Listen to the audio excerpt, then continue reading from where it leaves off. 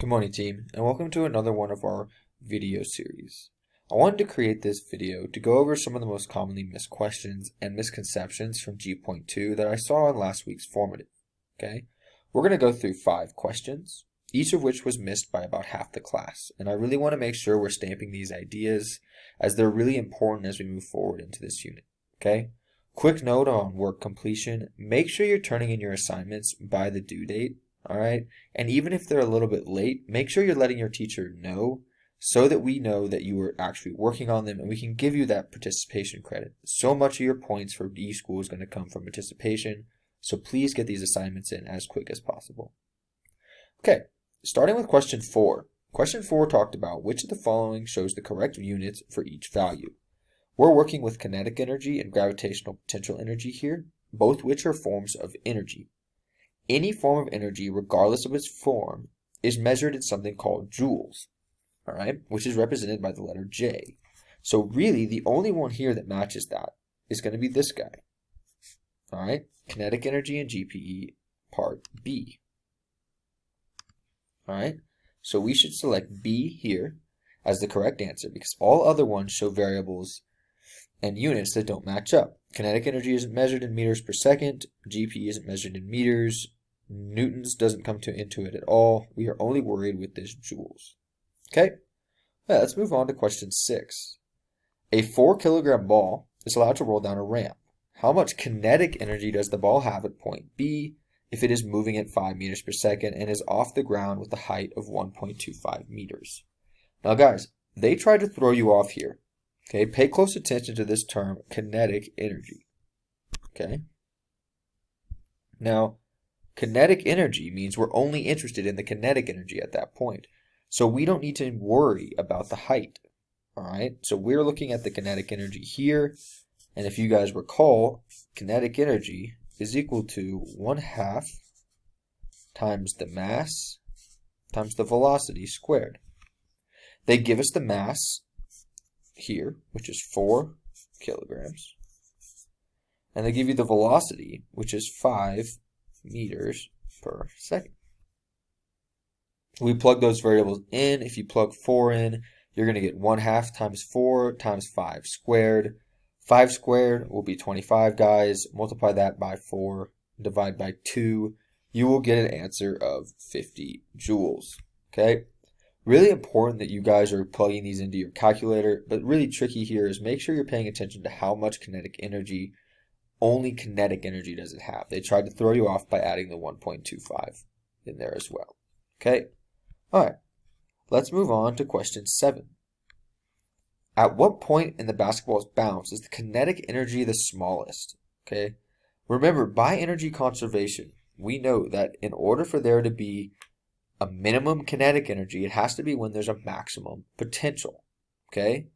So where is potential the maximum? If you guys remember back from our pendulum discussion, anytime the mass or the object is at its highest point above the ground is when it's at its highest potential energy, which therefore means it's at its minimum kinetic energy. So if we look at these 4 points, the highest above the ground at any of them is in point A here. So our answer to this should be at point A because that is where the mass or where the mass is highest above the ground, which means its kinetic energy is at a minimum. Okay? All right, let's move on to the last 2 questions that were most missed here, guys. Make sure I'm able to draw here. Question 10 says, what is the GPE of an apple that is 10 meters above the ground with a mass of 2 kilograms?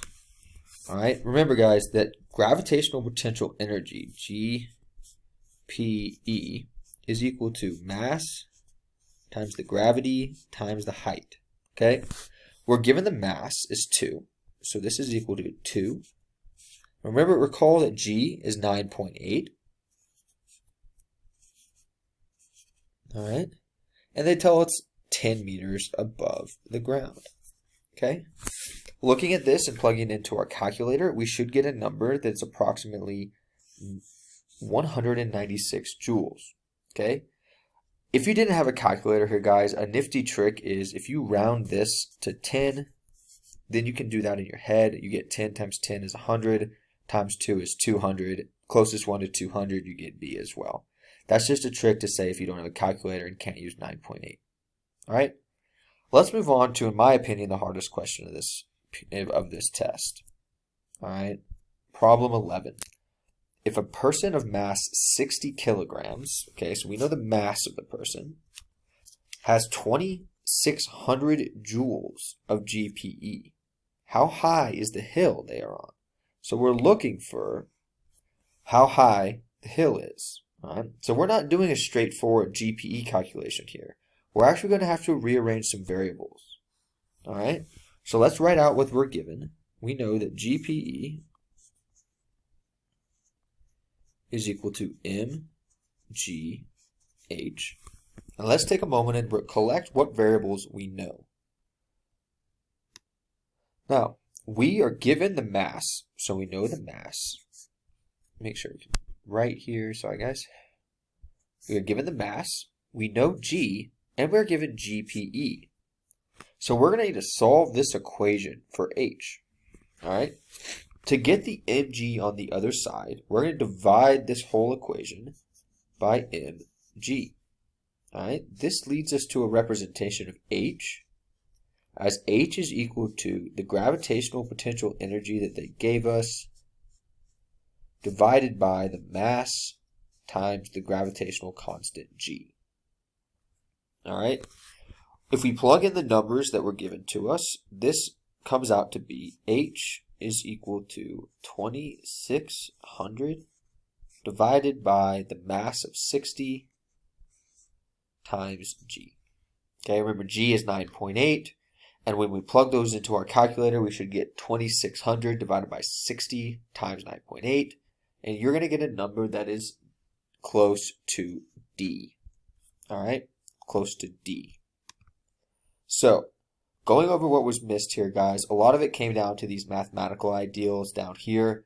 Pay close attention when you're doing your modules to these math models, as I know that they can be kind of tricky, but make sure you're working through them to the best of your ability and asking questions whenever those pop up.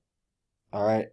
Question 11 is definitely the most tricky thing here, having to rearrange an equation by dividing variables to the other side. Some kind of algebra that we might not be familiar with, so make sure you're paying close attention to this solution and practice it until you're comfortable doing it. Okay guys, be on the lookout for another couple of these videos about some of the commonly missed practices and commonly misconceptions about this unit. Thank you for watching, and hopefully this was pretty helpful. All right, have a good day guys.